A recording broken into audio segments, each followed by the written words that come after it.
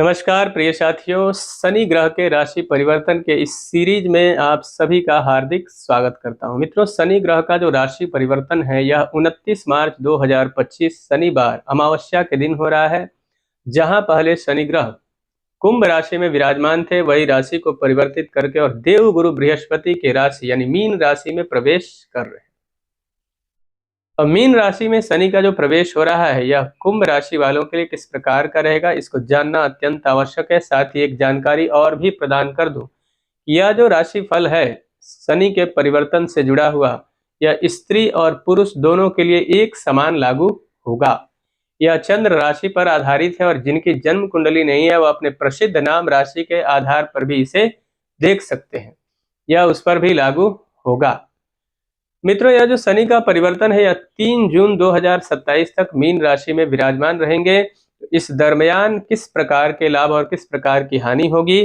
कुंभ राशि पर पहले से ही शनि ग्रह की 7.5 चल रही है, जो कि 2028 तक चलने वाली है।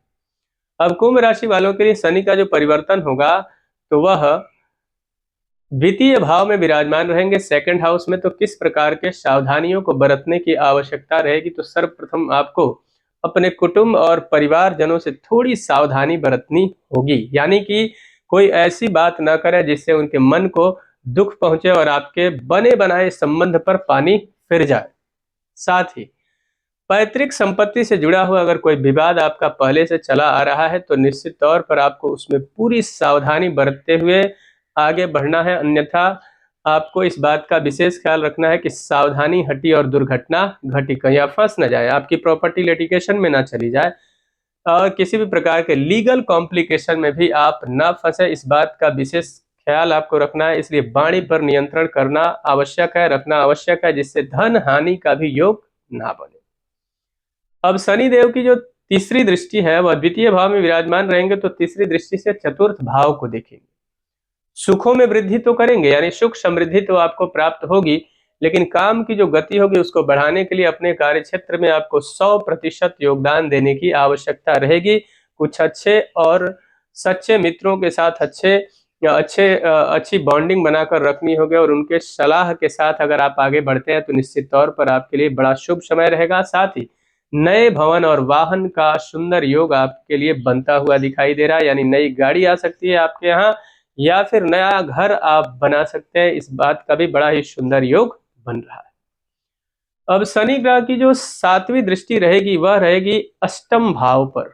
अष्टम भाव पर दृष्टि रहेगी तो शानदार कॉमन सेंस आपके पास होगा, अच्छे से काम कर पाएंगे। साथ ही उत्तम स्वास्थ्य और लंबी आयु का भी योग शनिदेव बनाएंगे, लेकिन एक बात का विशेष ख्याल रखने की आवश्यकता रहेगी कि वाहन चलाते समय आपको सावधानी बरतना अत्यंत आवश्यक रहेगा।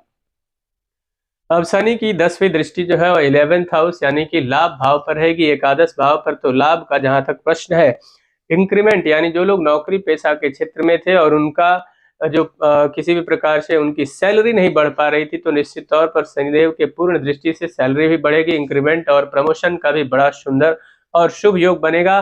पहले आपके पास उतने ही पैसे आते थे जिससे सिर्फ आपका गुजारा ही चल पा रहा था, लेकिन शनि देव की विशेष कृपा होगी और जिससे कि आपके जीवन में इतने सारे लाभ के बहुत सारे अप्रोच नए डेवलप होंगे और जिससे कि आपके पास बहुत सारे पैसे आने का सुंदर योग बनेगा, महालक्ष्मी योग बनेगा, जिससे कि आप अपने जीवन में बहुत सारे लाभ प्राप्त करेंगे और उससे अनेक प्रकार के सुखों को प्राप्त करने में आप कामयाब होंगे। मित्रों, शनि के 7.5 का जो प्रभाव है उस प्रभाव को कम करना और सकारात्मक रिजल्ट आपके जीवन में नित्य निरंतर प्राप्त होता रहे, आपके शत्रु भी पराजित होते रहे, इसके लिए आपको हनुमान चालीसा का पाठ प्रतिदिन करना चाहिए।